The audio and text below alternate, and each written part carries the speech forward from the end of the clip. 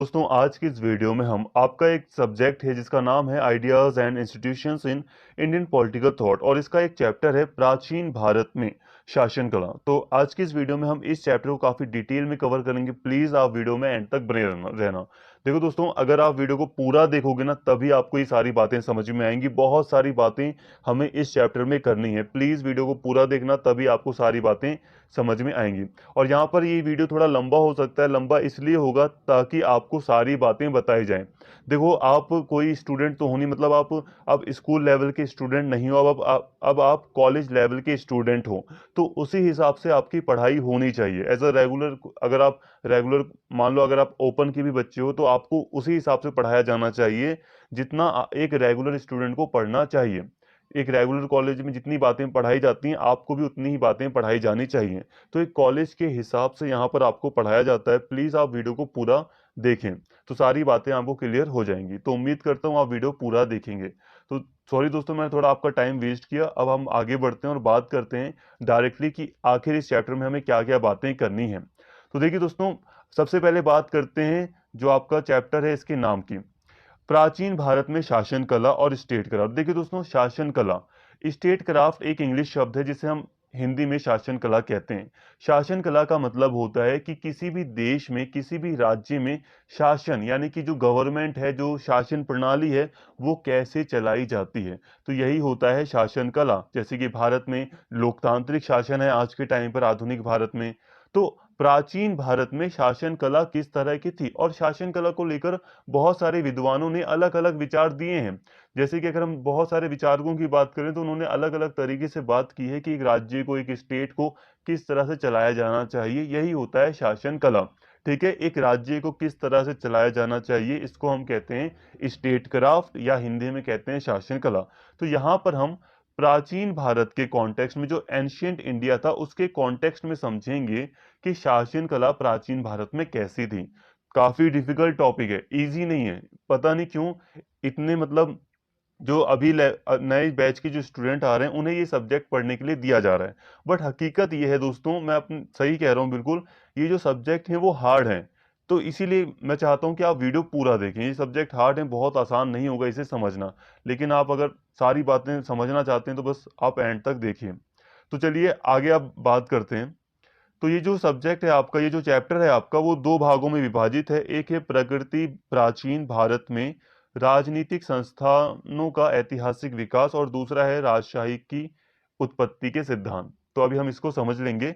हमें इस चैप्टर में दो पार्ट्स में हमें इस चैप्टर को समझना है। हालांकि एक ही वीडियो में आपको सब कुछ पढ़ाया जाएगा, बट फिर भी दो टॉपिक हैं मेन। एक है प्राचीन भारत में राजनीतिक संस्थाओं का किस तरह से विकास हुआ, और एक है कि राजशाही की जो सिद्धांत राजशाही का, राजतंत्र का, उसकी उत्पत्ति को लेकर क्या विचार है, इसको हम समझेंगे। जब इन टॉपिक को कवर करेंगे तब जाके काफी बेटर तरीके से ये सारी चीजें हमें समझ आएंगी। बट उससे पहले, आगे बढ़ने से पहले यहाँ पर हम कुछ कॉमन बातें कर लेते हैं ताकि हम अपने चैप्टर को काफी अच्छे से समझ सकें। देखिए दोस्तों, यहाँ पर कुछ कॉमन बातें मैं समझा रहा हूँ आपको। यहाँ पे थोड़ी सी हड़प्पा सभ्यता की बात कर लेते हैं। हड़प्पा सभ्यता का टाइम पीरियड आपको पता है, ये लगभग जो विकसित हड़प्पा सभ्यता थी वो 2600 ईसा पूर्व से लेकर 1900 ईसा पूर्व तक रही थी। ईसा पूर्व का मतलब आपको पता होना चाहिए, नहीं पता तो आप कोई वीडियो देखिए, कहीं से आप पता कीजिए ईसा पूर्व का मतलब, ये पता होना जरूरी है। फिर भी मैं आपको एक अंदाजा दे दूं, तो जो पहली शताब्दी है उससे अगर हम पीछे जाते हैं तो ईसा पूर्व शुरू हो जाता है। ठीक है, 2600 ईसा पूर्व का मतलब हुआ, अगर आपको इजी लैंग्वेज में समझाऊं, तो आज कितना हो गया, 2000 चल रहा है ना, आज 2000 सन चल रहा है। तो लगभग 4600 साल पहले 2600 ईसा पूर्व था। ठीक है, तो ये टाइम पीरियड था जिस समय हड़प्पा सभ्यता मानी जाती है। बस अभी आप ये समझिए कि 2600 ईसा पूर्व से लेकर 1900 ईसा पूर्व में विकसित हड़प्पा सभ्यता मानी जाती है। अब हड़प्पा सभ्यता का थोड़ा और डिटेल में जाओ आप। अगर हम उसके टाइम पीरियड की बात करें ना दोस्तों, तो 2600 से लेकर और 1900 तक ये एक विकसित हड़प्पा सभ्यता थी। मतलब यहाँ ये एक शहरीकृत, यहाँ पे शहर वगैरह इस टाइम पीरियड में हड़प्पा सभ्यता में ज्यादा थे। लेकिन हड़प्पा सभ्यता इससे भी पुरानी है। हड़प्पा सभ्यता के जो काल है वो बिल्कुल एग्जैक्ट निर्धारित नहीं है। 3000 ईसा पूर्व से पहले तक भी बात की जाती है कि हड़प्पा सभ्यता ग्रामीण रूप में हमें दिखाई देती है, और 1900 ईसा पूर्व के बाद भी इसके कुछ चरण हमें हड़प्पा सभ्यता के दिखाई देते हैं। यहाँ पे बस एक टाइम पीरियड आपको बताना था भारत के कॉन्टेक्स्ट में, क्योंकि हम प्राचीन एंशियंट इंडिया को पढ़ रहे हैं, और एंशियंट इंडिया में सबसे पहले हम हड़प्पा सभ्यता को ही पढ़ते हैं। ठीक है। अब हड़प्पा सभ्यता के बाद आता है वैदिक काल। हड़प्पा सभ्यता का एक टाइम पीरियड आपको अंदाजा लग गया, लगभग आप 2600 नहीं 3000 मानकर चलिए, 3000 के आसपास का अप्रोक्स आप लेकर चलिए। उस समय से हड़प्पा सभ्यता शुरू हो गई थी। अब हड़प्पा सभ्यता के बाद आता है टाइम पीरियड वैदिक काल का। अब भारत में वैदिक काल आता है। देखो यहाँ पर थोड़ी चीजें हैं, वैदिक काल को समझने के लिए आपको आर्य जाति को समझना पड़ेगा। देखो आर्य एक जाति मानी जाती, जो हिंदू जो संस्कृति रही है ना, उसमें बहुत सारी जो चीजें हैं वो आर्य संस्कृति ही है। एक तरह से जो एक तरह से हिंदू धर्म की जो मुख्य मुख्य संस्कृतियां हैं वो आर्य संस्कृति या ही रही हैं। तो इस तरह से आप आर्यों को एक तरह से हिंदू के रूप कॉन्टेक्स्ट में भी यहाँ पर देख सकते हो, जो भारत में आते हैं। तो जो मिडल ईस्ट है भारत का, मिडल ईस्ट समझ रहे हैं, जो अफगानिस्तान वगैरह का जो एरिया वगैरह है, वहां से माना जाता है कि जो आर्य जाति के लोग थे, आर्य जो लोग थे जिन्हें हम आर्य कहते हैं, वो भारत में आना शुरू हो जाते हैं। ठीक है। ये कब आते हैं? ये 1500 ईसा पूर्व के आसपास आना शुरू हो जाते हैं, और फिर आर्य जाति के चलते ही वैदिक काल शुरू होता है।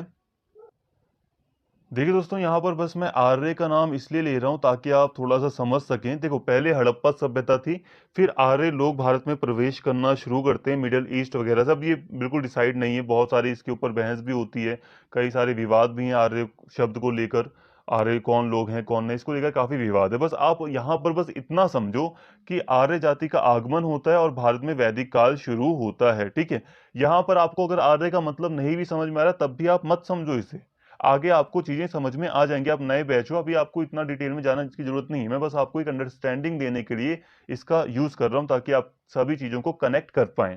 ठीक है। आर्य जाति कौन थी, इसे बस आप ये समझ लीजिए कि जो हिंदू संस्कृतियां रही हैं वो आर्य संस्कृतियां से ही पूरी तरह मिलती जुलती रही हैं। ठीक है। आज के टाइम की जो हिंदू संस्कृतियां, जो मुख्य मुख्य जो विचार हैं, वो आर्य जाति या आर्य संस्कृति में रहे हैं।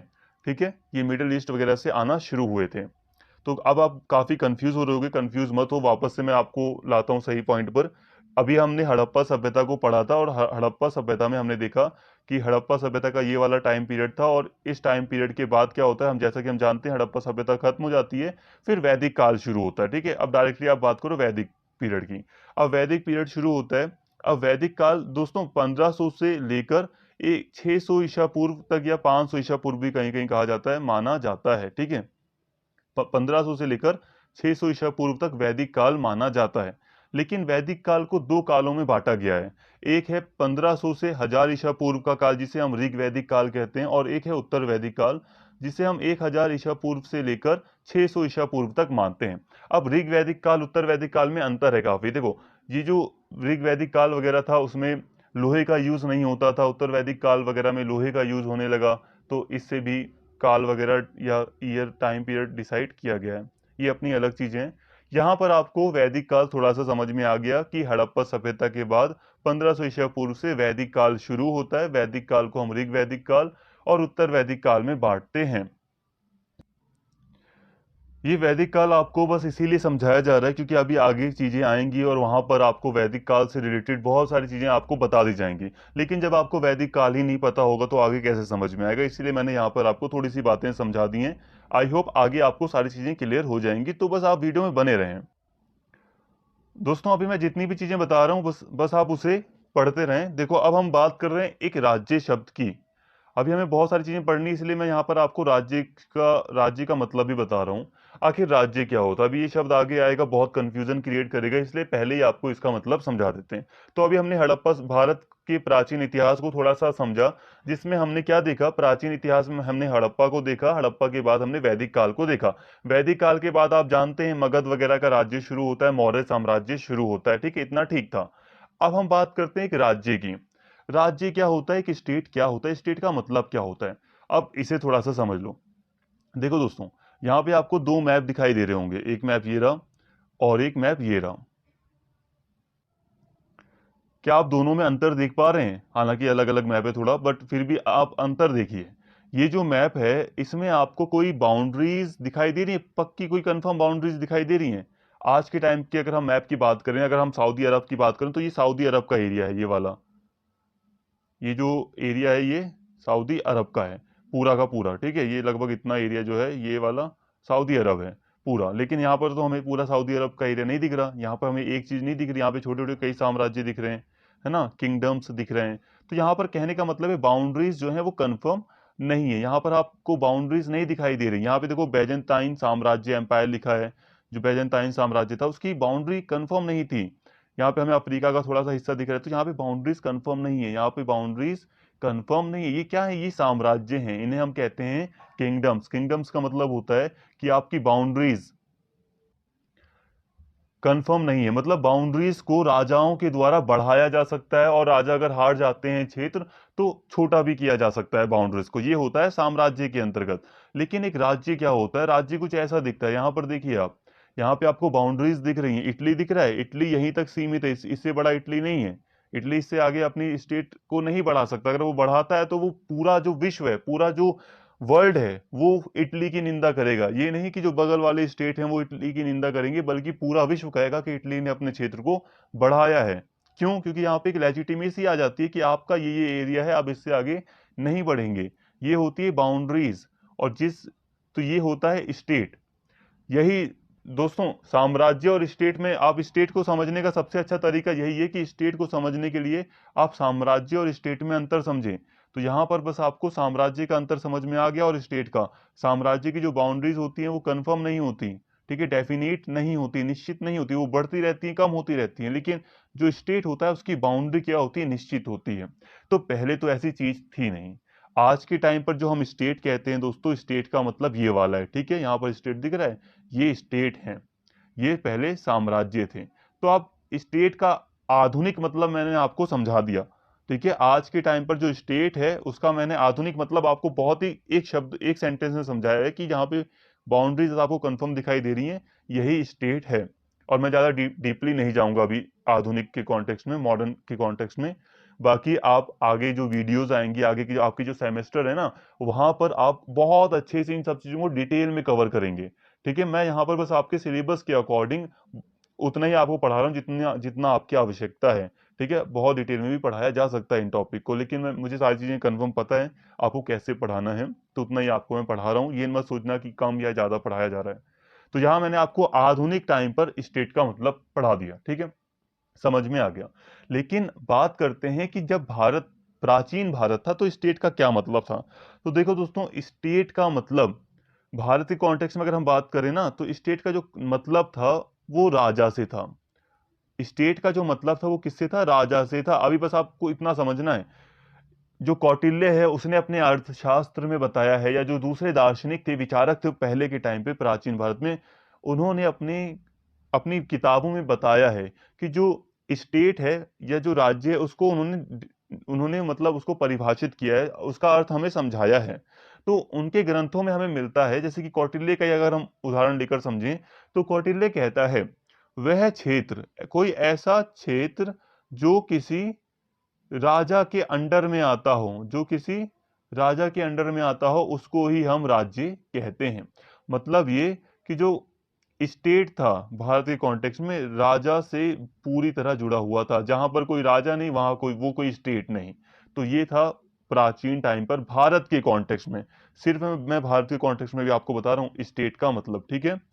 तो स्टेट, अब यहाँ पे एक और चीज निकल कर सामने आती है कि राज्य और राजा दोनों में कोई अंतर नहीं था, ठीक है, राज्य और राजा में कोई अंतर नहीं था। जैसे कि मान लो मगध का कोई राजा है, उसका नाम लिया जाए या उसके राज्य का नाम लिया जाए, मगध का नाम लो या मगध के राजा अशोक का नाम ले लो, या कोई बिंबिसार, अजात शत्रु, बहुत सारे राजा थे उनका नाम ले लो, तो दोनों का मतलब उस समय सेम था। राजा या राज्य दोनों मतलब सेम थे, ठीक है। यहाँ पे आपको स्टेट का मतलब समझ में आ गया। देखो दोस्तों, अभी स्टेट का मतलब बहुत सारे बच्चे हो सकते हैं स्टेट का मतलब सोच रहे हो कि ये स्टेट होता क्या है। तो स्टेट आप यहाँ पर यूपी बिहार प्लीज इसको लेकर मत आना। स्टेट मतलब यहाँ पर एक पूरा का पूरा एक साम्राज्य होता है, एक कंट्री होती है, ठीक है। यहाँ पर जब भी आप पढ़ाई में आप बात कर रहे हैं ना, तो यहाँ पर पढ़ाई में आप पॉलिटिकल साइंस में स्टेट को आप पूरा पूरा देश माना करिए। कोई नहीं, आगे आपको सारी बातें क्लियर हो जाएंगी। जहां तक उम्मीद करता हूँ आपको काफी बातें समझ में आई होंगी। ये सारी चीजें हेल्प करेंगी आपको सारी चीजें आगे समझने में। काफी डिफिकल्ट है चैप्टर, बट फिर भी मुझे आपको पूरी बातें समझानी है। ये नहीं कि डिफिकल्ट का मतलब कि मैं आपको समझा ही ना पाऊं, तो तरीके होते हैं समझाने के, वही मैं अपना रहा हूं। तो देखिए दोस्तों, अब हम बात करते हैं प्राचीन भारत में राजनीतिक संस्थाओं की प्रकृति और ऐतिहासिक विकास की। अब प्राचीन भारत में किस तरह से राजनीतिक संस्थाओं की प्रकृति, यानी कि राजनीतिक संस्थाएं उत, सामने आई, ऐतिहासिक विकास हुआ, इसकी समझ में आएगा सारी चीजें, डोंट वरी, सब कुछ आएगा, क्लियर हो जाएगा। प्राचीन भारत में राज्य एवं शासन कला के बारे में पर्याप्त सामग्री प्राप्त करने के लिए हमें प्राचीन भारत में राजनीतिक संस्थाओं और ऐतिहासिक विकास का अध्ययन की आवश्यकता है। प्राचीन भारत में राजनीतिक संस्थाओं के विकास की वास्तविक शुरुआत का पता लगाना वास्तव में कठिन है, किंतु ऐतिहासिक जांचों से हम प्राचीन भारत में राज्य शिल्प और राजनीतिक संस्थानों की शुरुआत के कुछ पहलू का पता लगा सकते हैं। यहाँ पे एक शब्द आया है राज्य शिल्प। राज्य शिल्प का मतलब होता है शासन कला, ठीक है, कंफ्यूज मत होना, ये लोग एक ही शब्द का डबल डबल यूज कर लेते हैं। शासन कला को ही हम कहते हैं राज्य शिल्प, कि किस तरह से शासन चलाया जाता है। यहाँ पर अभी आपको बस इतना बताया गया कि जो भारत का, अगर हमें भारत के प्राचीन भारत में अगर हमें देखना है कि किस तरह से शासन चलाया जाता था, तो ये हम तभी देख सकते हैं जब हमें पता हो कि किस तरह से भारत में राजनीतिक संस्थानों की शुरुआत हुई। अब आप लोग सोच रहे हो कि ये राजनीतिक संस्थान क्या है, यहाँ पर इसका मतलब, देखो दोस्तों, कॉन्टेक्स्ट अलग है तो यहाँ पर इसका मतलब भी अलग है। राजनीतिक संस्थान का यहाँ पर मतलब है थोड़ा कि पहले तो आदिवासी वगैरह हुआ करते थे ना, बहुत हजारों सालों पहले तो आदिवासी वगैरह हुआ करते थे। किस तरह से छोटे छोटे स्टेट सामने आए, किस तरह से राजनीतिक व्यवस्था सामने आई, ये हम थोड़ा सा यहाँ पर समझेंगे, ठीक है। और यहाँ पे बोला जा रहा है, खुद ही यहाँ पे बोला जा रहा है नोट्स में, कि ये पढ़ना हमारे लिए काफी कठिन है। स्पेशली एंशियंट जो इंडिया है ना, जो प्राचीन भारत है, उसके बहुत ज्यादा हमारे पास जो स्रोत हैं, वो बहुत सारे स्रोत होते हुए भी वो आधे से ज्यादा जो स्रोत है हमारे पास वो अवेलेबल नहीं है। हकीकत ये है, बहुत सारे स्रोत हैं हमारे पास पढ़ने के लिए प्राचीन भारत को, लेकिन फिर भी कई सारे ऐसे सोर्सेज हैं जो खत्म हो चुके हैं और हमारी पहुंच के बाहर हैं, जिस कारण से भारत के प्राचीन इतिहास में कई सारी डिबेट भी रहती है कई चीजों को लेकर। पुरातात्विक अनुसंधानों और पाए गए ऐतिहासिक अवशेषों के आधार पर यह कहा जा सकता है कि लगभग 4000 ईसा पूर्व में भारतीय संस्कृति की उत्पत्ति अनुमानित है। इस युग को संहिता युग कहा जाता था। हड़प्पा और मोहनजोदड़ो के स्थलों से मिले अवशेष से सुझाव दिया है कि समृद्ध और विकसित शहरी सभ्यता थी। इन शहरों के लोगों ने मिस्र और सुमेर जैसी समकालीन सभ्यताओं के साथ वाणिज्यिक और सांस्कृतिक संबंध बनाए थे। 2000 ईसा पूर्व में इस सभ्यता के विलुप्त होने के कारण अभी भी अज्ञात हैं। अब देखिए दोस्तों, यहाँ पर आपको थोड़ा समझाया जा रहा है वही चीजें जो स्टार्टिंग में मैंने आपको समझाने का प्रयास किया। अब यहाँ पर आपको बताया जा रहा है कि जो भारत का जो प्राचीन इतिहास शुरू होता है उसे नॉर्मली माना जाता है 4000 ईसा पूर्व के आसपास। हड़प्पा सभ्यता मैंने आपको एक अंदाजा दे दिया, 3000 ईसा पूर्व आप मानकर चलिए, तो लगभग वही टाइम पीरियड था आसपास। और ऐसा माना जाता है कि भारतीय जो संस्कृति है उसकी जो उत्पत्ति है वो लगभग 4000 ईसा पूर्व, यानी कि आज से 6000 साल पहले, एक अनुमान लगाया गया है, बिल्कुल कंफर्म नहीं, एक अनुमान लगाया गया है कि इस समय शुरू हुई है। इसके अलावा यहाँ बताया जा रहा है कि जो हड़प्पा है, मोहनजोदड़ो है, उसके जो अवशेष हैं वो हमें बताते हैं कि जो सभ्यता थी वो बहुत ज्यादा विकसित थी। और क्या विकसित सभ्यता रही थी। हड़प्पा सभ्यता के बारे में आपने पहले ही पढ़ा हुआ काफी कुछ। विकसित सभ्यता थी जिन्होंने दूसरे जो क्षेत्र थे वहां से भी, उनके साथ भी व्यापारिक और सांस्कृतिक संबंध स्थापित किए थे। हालांकि जो हड़प्पा सभ्यता है वो 2000 बीसी के आसपास, यानी कि 1900 ईसा पूर्व में वो खत्म हो गई, और अभी भी हमें उसका कारण नहीं पता। इस प्रकार इतिहासकार और मानव विज्ञानी भी आर्य सभ्यता की उत्पत्ति पर विविध राय हैं, लेकिन हमारे पास प्राचीन भारतीय राजनीतिक संस्थानों की प्रकृति और संरचना को समझने के लगभग पर्याप्त ऐतिहासिक संदर्भ उपलब्ध हैं। इन संदर्भों द्वारा स्थापित किया गया है कि इंडो आर्य संस्था का चरित्र मुख्य रूप से शासन उन्मुख था। देखिए दोस्तों, कंफ्यूजन हो रही होगी आपको, अब मैं थोड़ा सा यहाँ पे थोड़ा सा कंक्लूड कर देता हूँ। यहाँ हम पढ़ रहे हैं प्राचीन भारत में किस तरह से राजनीतिक संस्थानों का विकास हुआ, तो यहाँ पे बस आपको बताया जा रहा है यहाँ पर अभी नोट्स में कि प्राचीन भारत में शासन कला किस तरह से विकसित हुई। तो ये हम देखते हैं कि आखिर भारत में प्राचीन जो संस्कृति थी, भारतीय संस्कृति, वो उसकी शुरुआत कैसे हुई। तो शुरुआत लगभग 4000 ईसा पूर्व के आसपास हो गई थी भारतीय संस्कृति की। फिर हमें हड़प्पा वगैरह सभ्यता दिखाई देती है भारत में, और इसके बाद फिर आर्य लोग आते हैं भारत में। ठीक है, आर्य लोग आते हैं, फिर वैदिक काल वगैरह शुरू होता है। यहाँ पे बस इतनी बातें की जा रही हैं। यहाँ पर एक इंपॉर्टेंट पॉइंट में कहा जा रहा है, जो फिर आर्य लोग वगैरह वगैरह थे, जो इंडो आर्य थे, इनकी जो संस्थाएं थी वो शासन उन्मुख थी, मतलब कि ये शासन चलाना चाहते थे, इनके अंदर शासन चलाने के गुण थे। ठीक है, किंगशिप मतलब होता है शासन चलाना, साम्राज्य स्थापित करना। यहाँ पे बस आपको इतना ही बताया गया। राजा एक या कई स्तरों पर शासन करता था। यह ध्यान रखना महत्वपूर्ण है कि वैदिक राष्ट्र को विशुद्ध रूप से राजनीतिक शब्दों में परिभाषित नहीं किया जा सकता, या वे उस आधुनिक कानूनी लोकतांत्रिक कल्याणकारी राज्यों की तरह नहीं हैं, बल्कि उन्हें बांधने वाला सिद्धांत धर्म था। राजा शब्द प्राचीन संस्कृत शब्द जो राज शब्द से लिया गया है, जिसका अर्थ है शासन। इसलिए राजा का अर्थ है वह जो लोगों को प्रसन्न और संतुष्ट करता है। राष्ट्र का अर्थ प्रादेशिक इकाई या राज्य है। इसकी संरचना में कबीले, जनजाति और परिवार शामिल हैं। वैदिक काल में राजवंश, परिवारों और जनजातीय कुलों और गांवों के विकास और एकीकरण के साथ राष्ट्र में राजशाही होती थी। मतलब ये कि देखिए दोस्तों, जो यहाँ पर अब डायरेक्टली बताया जा रहा है शासन को। अब वैदिक काल शुरू होता है, वैदिक काल में हम देखते हैं कि शासन होता है जिसमें एक राजा एक क्षेत्र पर कई स्तरों में शासन करता है। हालांकि डायरेक्टली हड़प्पा सभ्यता आती है, प्राचीन काल में हम हड़प्पा सभ्यता को देखते हैं, फिर वैदिक काल शुरू होता है। वैदिक काल में हम क्या देखते हैं कि एक राजा की जो मतलब एक शासन व्यवस्था हमें साफ साफ दिखाई देती है। एक राजा होता है जो शासन करता है। ये राजा किस प्रकार का होता है, ये मान लो एक कबीला है जहां पर कोई प्रमुख व्यक्ति होता है, कोई शक्तिमान व्यक्ति होता है, जो अच्छा व्यक्ति होता है, बलशाली व्यक्ति होता है, उसको लोगों के द्वारा राजा चुन लिया जाता है। ठीक है, और फिर ये चीजें क्या हो जाती है, वंशानुगत हो जाती है। फिर इस तरह राजशाही का सिद्धांत काफी मजबूत होता है। तो उम्मीद करता हूं ये समझ में आपको आया होगा। ठीक है, वैदिक काल में ये सारी चीजें थी। सारी चीजें अभी आपको समझ में आएंगी, बस वीडियो में एंड तक बने रहें। जितना भी लास्ट में हम कंक्लूजन देखते हैं ना, उससे ज्यादा समझ में आता है। ऐसे अगर रीड रीड करके आपको एक एक चीजें आप समझोगे तो डिफिकल्ट होता है, बट फिर भी आएगा समझ में, नामुमकिन तो नहीं है। तो अब हम बात कर रहे हैं वैदिक काल में राजा के शासन की सीमाएं। अब इसी में हम आगे बात कर रहे हैं, तो दो सीमाएं लगी हुई थी। मतलब जो राजा था ना वैदिक काल का, उसके ऊपर कुछ बाउंडेशन थी। जैसे कि हम राजा को अशोक के रूप में देखते हैं, हम अकबर के रूप में राजा को देखते हैं, हम दूसरे राजाओं राजाओं की बात करते हैं। तो वैदिक काल में जब हम देखते हैं ना हम, तो वैदिक काल में राजा के ऊपर कुछ सीमाएं थी। देखो दोस्तों, राजा का जो विचार था वो बहुत ज्यादा मजबूत तो था नहीं। बहुत पहले खुद सोचो, पहले कबीला वगैरह हुआ करता था। हड़प्पा सभ्यता की बात करूं तो हड़प्पा सभ्यता तो खत्म ही हो गई थी, और वैदिक काल में हम एक नए तरह से जीवन शुरू होता है, और धीरे धीरे कई सारी संस्थाएं बननी शुरू होती हैं। शुरू शुरू में हम बस ये देखते हैं कि कबीले का जो प्रमुख होता है वही एक तरह से राजा के रूप में काम करता है। फिर धीरे धीरे कबीला बड़ा हो जाता है, दो चार गांव और ऐड हो जाते हैं, धीरे धीरे एक बड़ा क्षेत्र आ जाता है किसी एक व्यक्ति के अंतर्गत, और फिर राजा काफी बड़ा एक व्यक्ति बन जाता है। तो शुरू शुरू की ही हम बात कर रहे हैं। अब हम शुरू की बात कर रहे हैं, तो वैदिक काल में हम देखते हैं कि राजा के ऊपर कुछ सीमाएं थी, कुछ बाउंडेशन थी, कि राजा अपनी अनलिमिटेड पावर राजा के पास नहीं थी।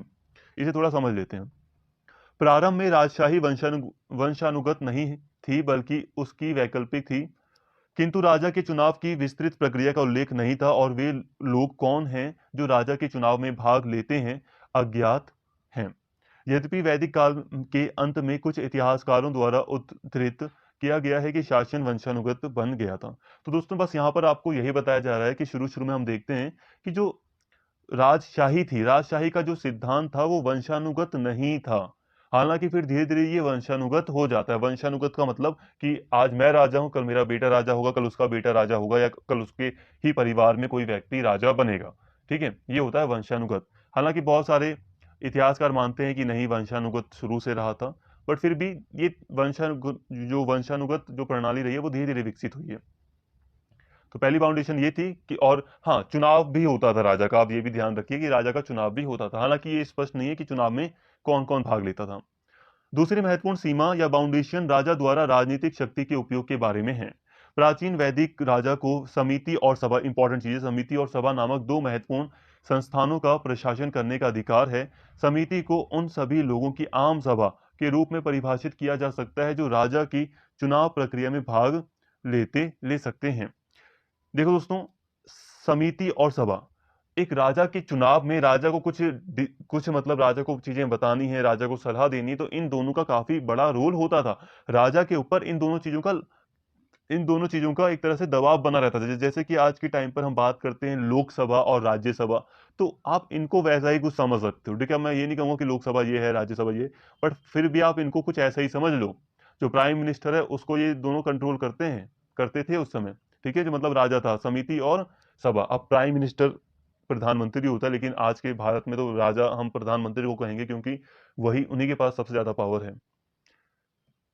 तो यहाँ ठीक है, यहाँ पे समझ में आ गया होगा। और समिति को यहाँ पे थोड़ा बताया जा रहा है, जो समिति है वो उन लोगों को आम सभा के रूप में परिभाषित किया जाता है। मतलब इसमें चुनाव से संबंधित लोग, चुनावी प्रक्रिया समिति के द्वारा की जाती थी। ठीक है, चुनावी प्रक्रिया। यह माना जाता था कि वैदिक समिति संप्रभु विधानसभाएं थी। मतलब एक तरह से विधानसभाएं थी, जैसे कि आज की लेजिस्लेटिव असेंबली होती है वैसी। सभा प्रमुख शक्तिशाली पुरुषों और नोबेल बुजुर्गों, यानी नोबेल का मतलब पता नहीं कैसे दे दिया यहाँ पे, नोबेल मतलब एक अच्छे बुजुर्गों की, महान बुजुर्गों की एक परिषद थी। जो सभा थी वो शक्तिशाली पुरुषों और महान बुजुर्गों की एक परिषद थी। एक विचारक है लुडविग, ब्रिटिशर है ये, का कहना है कि सभा विशेष रूप से ब्राह्मणों और अमीर लोगों के लिए थी, जबकि समिति आम लोगों के लिए थी। तो यहाँ पे लोग ये समिति को कहते हैं कि समिति जो थी ना वो आम लोगों के लिए थी, और जो सभा थी वो उसमें काफी जो वर्चस्वशाली लोग थे, ब्राह्मण और अमीर लोग, वो शामिल थे। तो यहाँ तक आपको काफी बातें समझ में आई होंगी। इसके अलावा दोस्तों, सभा और समिति के अतिरिक्त विदत विदत तीसरे प्रकार की संस्थागत निकाय थी, जो धार्मिक मामलों और गैर धार्मिक मामलों और युद्ध के मुद्दों जैसे विभिन्न उद्देश्यों के लिए सभाएं करती थीं। अब एक और तीसरी सभा का यहाँ पे बताया जा रहा है। एक सभा थी विदत, जिसका नाम था विदत। ठीक है, समिति। तो तीन तरह की यहाँ पे संस्थाएं बता दी गई, एक सभा और समिति। सभा समिति ज्यादा इंपॉर्टेंट है आपके लिए, और इसके ऊपर तो एक अलग से चैप्टर भी बनाया आपके लिए सिलेबस में, उसे हम आगे भी पढ़ेंगे। और इसके अलावा विदत भी थी। विदत हालांकि एक सभा होती थी, एक बैठक बुलाई जाती थी जिसमें धार्मिक मामलों से संबंधित डिसीजन वगैरह लिए जाते थे। तो ये सारी चीजें थी। अब समय के साथ राजशाही का सिद्धांत मजबूत होता गया। तो यहां तक दोस्तों हमने वैदिक काल को देखा। वैदिक काल में हमने क्या देखा? वैदिक काल में हमने देखा कि जो राजशाही का जो सिद्धांत था वो पनप रहा था। ठीक है, हड़प्पा सभ्यता खत्म हो गई थी, उससे हमें कुछ मतलब ही नहीं, हमें तो पता ही नहीं था ना, आज से 200 साल पहले हड़प्पा सभ्यता नाम की भी कोई सभ्यता थी। हमें तो अभी कुछ हाल के कुछ वर्षों में पता चला है, लगभग 100 वर्षों में ही हमें लगभग पता चला है कि हड़प्पा सभ्यता भी कोई एक सभ्यता रही थी। ठीक है, 101-2 साल ही हुए हैं जब हमें पता चला। तो उससे पहले तो हमें हड़प्पा सभ्यता पता भी नहीं थी। तो हड़प्पा सभ्यता के बारे में हमें बस जानकारी है, उनके रहने वगैरह के बारे में। बाकी वहाँ की शासन प्रणाली के बारे में, राजतंत्र वगैरह के बारे में कुछ खास जानकारी हमारे पास नहीं है, इसलिए हम वैदिक काल में आ जाते हैं। हड़प्पा सभ्यता के बाद हम जब वैदिक काल में आते हैं, तो हम वैदिक काल में हम देखते हैं कि जो राजा था वो इतना ज्यादा शक्तिशाली नहीं था, जितना कि बाद में मौर्य साम्राज्य के टाइम पर या जो मगध साम्राज्य था उस टाइम पर हमें राजा शक्तिशाली दिखता है। इतना शक्तिशाली राजा वैदिक काल में नहीं था। ठीक है, कई सारी फाउंडेशन थी, राजा का भी चुनाव होता था, सभा और समिति नामक दो संस्थाएं थी जिनका दबाव इस राजा के ऊपर होता था। और राजा का जो डिसीजन लिया जाता था वो धर्म से रिलेटेड थोड़ा सा था वैदिक काल में। ठीक है, अभी आगे भी हम पढ़ेंगे, वैदिक काल के कॉन्टेक्स्ट में भी हम आगे भी पढ़ेंगे, क्योंकि वैदिक काल काफी बड़ा रहा है। ऋग वैदिक काल, उत्तर वैदिक काल ना, तो ऋग वैदिक काल में तो काफी कम शक्तियां थी राजा के पास। हालांकि फिर उत्तर वैदिक काल में राजा थोड़ा थोड़ा शक्तिशाली होना शुरू होता है, फिर पूरा ही शक्तिशाली हो जाता है। तो यहाँ तक आपको काफी बेटर तरीके से समझ में आई होंगी सारी बातें। और दोस्तों यहाँ पर हमें और भी कई सारी बातें करनी, जैसे कि मैंने आपको कहा था ना, इस चैप्टर के 2 पार्ट हैं। कोशिश तो मेरी यही थी कि इस चैप्टर को एक ही पार्ट में कन्वर्ट, एक ही लेक्चर में खत्म कर दूं, बट काफी बड़ा चैप्टर हो रहा है, और अगर ज्यादा बड़ा चैप्टर होगा तो आप लोग अच्छा भी नहीं लगेगा आपको इसे पढ़ना, तो बोरिंग हो जाएगा, इस ज्यादा बड़ा होगा। इसलिए अब जितनी भी बातें बची हैं, काफी बातें बच गई हैं वैसे, उनको हम नेक्स्ट लेक्चर में कवर कर लेंगे। बट फिर भी मेन फोकस हमारा यही होना चाहिए कि आपको सारी बातें समझ में आए। अगर आपको सारी बातें समझ में आ गई तो मेरा पढ़ाना पूरी तरह मतलब सही है। उम्मीद करता हूं दोस्तों आपको वीडियो पसंद आई होगी। इस वीडियो को हम यहीं पर स्टॉप करते हैं। अगर आपको वीडियो अच्छी लगी हो तो प्लीज़ दोस्तों वीडियो को लाइक करें, शेयर करें और कमेंट करके अपना फीडबैक जरूर दें। Thank you. और प्लीज़ एक बार इस वीडियो को हो सके तो थोड़ा थोड़ा करके एक बार दोबारा देख लो, ताकि आपका एक माइंडसेट तैयार हो जाए। पहली बार हर कोई भी चीज़ आसानी से समझ नहीं आती है। Thank you.